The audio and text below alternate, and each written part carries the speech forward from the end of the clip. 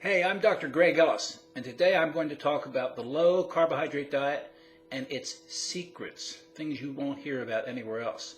Now, the most popular low carbohydrate diet over the last 4 decades has been Dr. Adkins' version. He released this version in 1972, and it has steps to it that one needs to follow. Primary to this low carbohydrate diet is the idea that you can eat unlimited amounts of protein and fat. You just have to restrict your carbohydrates. And he does not believe in the calorie theory, so you can eat as much as you want. Now, the problem with this particular diet, there's a lot of problems associated with it. The first problem is his first phase. It's called the induction phase. So what the dieter does is he immediately cuts his carbohydrate grams down to about 20 a day. Now that's a very low amount of carbohydrate. Most people who have been eating their normal types of food eat a relatively high carbohydrate diet with 40 to 50 to even 60, 70% of the calories as carbohydrates. Your body adapts to what you feed it. Now there's enzymes in all the cells of your body that process the food you eat, breaking it down into smaller pieces so it can be used as a source of energy. There's a set of enzymes that handle carbohydrates, and there's enzymes that process fat. They're completely different from one another. So your body adapts itself. It becomes, say if you're eating a lot of fat, you become fat adapted. If you're eating a lot of carbohydrate, you become carbohydrate adapted. So the enzymes that process carbs, for example, will increase in number and in their rate of activity. The body remodels itself based on what you're feeding it. Conversely, if you switch over to eating a diet that's primarily high in fat, you'll get a whole new set of enzymes, and the body remodels itself to be able to handle those. Now, in doing so, your body gets adapted to handling carbohydrates. So if you just abruptly, as you do in Atkins' induction phase, cut out all of your carbohydrates, or most of them, and cut down to 20 grams a day, your body is set up to burn and handle carbohydrates, but is not set up to handle fat. So the first 2 to 3 days of the induction phase is a major disaster for most people. They get dizzy, they get nauseous, they get weak. They have all kinds of problems because they cannot process the fat that's coming into their body. So the fat is coming from 2 different sources. It's coming from the food you eat or from the fat on your body. Now, clearly, conditions are set up so that fat begins to pour out of your fat cells. But you can't process that fat.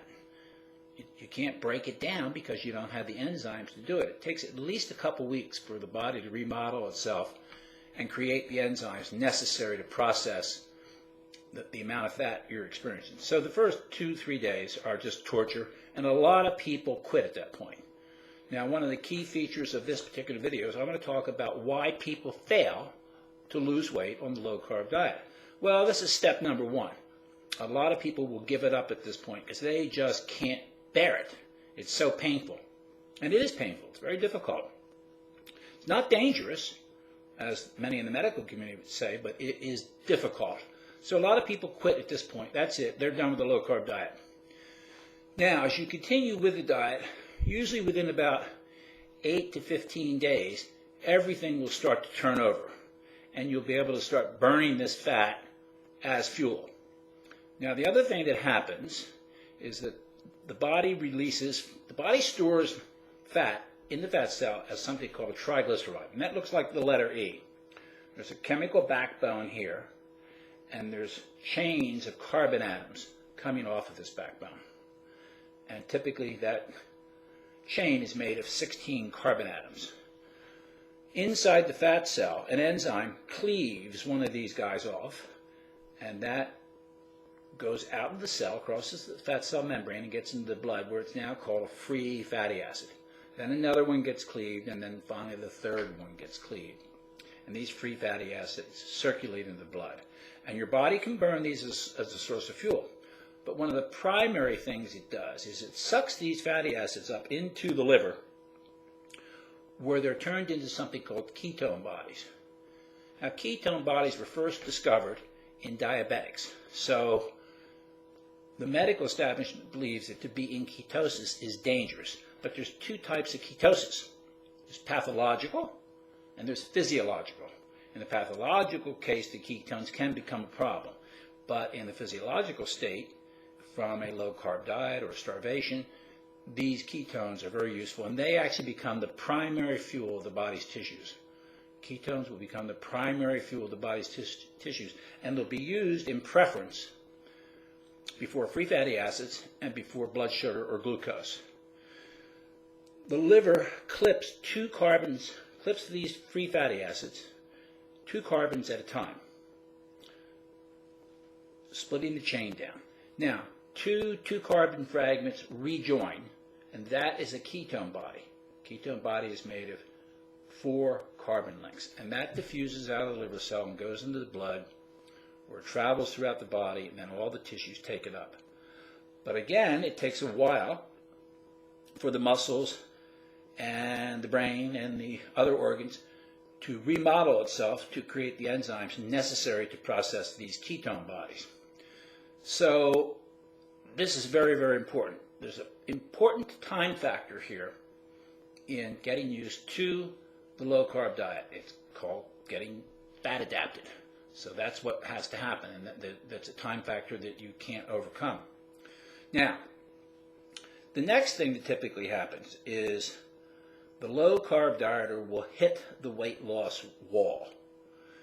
In the first 2 weeks or so of any weight loss program, regardless of diet composition, most of the weight you lose will be water weight, probably 70% of it. And that's why weight loss is so rapid, and that's why all the magazines and the supermarket counters scream, you lose 10 pounds in a week, because you lose a lot of water weight. But then you slam up against the wall, and it all stops. And people are so confused by why this is happening because there's no explanation for it. Atkins will tell you that you're just going to lose weight and get down to your normal weight. Now, in the sense of success rates for people following the Atkins diet, there are a few people who do have extraordinary success, but that's a very, very small percentage. They could lose 20, 30, 40, even 50 pounds. The next group may lose about 10 pounds or even 20 pounds, and then the next group will lose about 10. That's it. Then they hit the wall, and then you've got the other group that just quits in total frustration. And then there's a portion of people, I myself included, who gain weight. Now, we're told by many pundits today that protein and fat cannot make you fat. That's utter nonsense. You can get fat eating just protein and fat. In the first week and a half of doing Atkins, I gained 5 pounds. And I know plenty of other people who did the same thing. So that's simply not true. And of course, that confuses you because you're being told you can eat unlimited amounts of protein and fat. It's just not true. So you have to watch out for that. And we still come back to the issue that calories count. This is even more proof of it. So now the next problem is that you hit the wall. What is Dr. Atkins' solution for that? Well, since in his world calories don't count, carbohydrates control everything. Now we move into what he considers to be his critical carbohydrate level. So now you've got to find the number of grams of carbohydrate you can eat each day that will allow you to continue to lose weight. And one way you do that is by monitoring the ketones in your urine. You can buy keto sticks at the drugstore, and the ketones that pass out of your body in the urine can be measured as waste. And this is the magic. This is Dr. Atkins' magic, because you're just, in a sense, urinating away energy or fat. It's not true. There's not that many ketones coming out in the urine that representing that many calories. Here's the next problem. As time goes on, as I've said, you're going to adapt and you're going to be able to burn the ketones as fuel. Now there's no more ketones to pass out of the body in the urine. You're going to use them all. So you cut your carbs some more, he tells you, and you go measure your ketones, and guess what? There's no ketones in your urine. So what do you do then? You don't know what to do then, because it's just not working, and it's not going to work. So that's the problem with what we call the critical carbohydrate level. And it's interesting because Atkins wrote this up in '72, and recently a new Atkins book came out written by 3 other authors, since Dr. Atkins is dead. They didn't change one bit. They didn't change one thing of the different phases of the Atkins diet, and they don't describe all these things that I'm describing to you.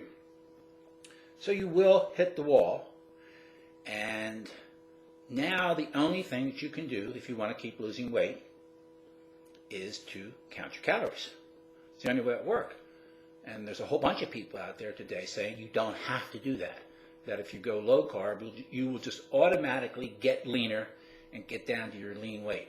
It's not true. And you don't want to be confused, and you don't want to follow that kind of information because you'll never get anywhere. So that's the problem with the Atkins version. And that is still the predominant version. In fact, when researchers study a low-carb diet, they use the Atkins version in their research protocol because they don't know how to do it. The researchers don't know how to set up and do a low-carb diet, right? Because they've never done it. They have no experience in it. So they just follow that protocol and then go on with that. So these are the problems that you're going to run into doing the low-carb diet. You will not reach your goal weight unless you attend to calories. That I can guarantee you.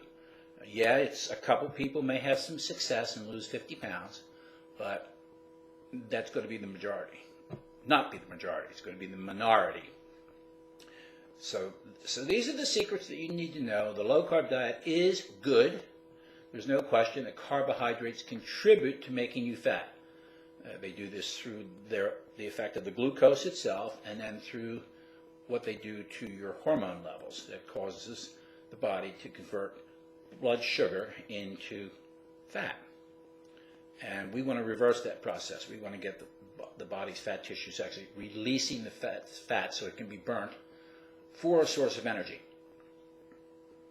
So that's the value of the low-carb diet. The low-fat diet, in contrast, is going to be high in carbohydrate, and all that carbohydrate will be converted to body fat. But you got to be careful about this because calories still count. So these two things are not mutually exclusive. They're both operative. You've got to do the low-carbohydrate diet, and you've got to do that to make the calories in, calories out thing work. Because if you're eating a high-carb diet, a lot of the calories that come into you will be converted into body fat.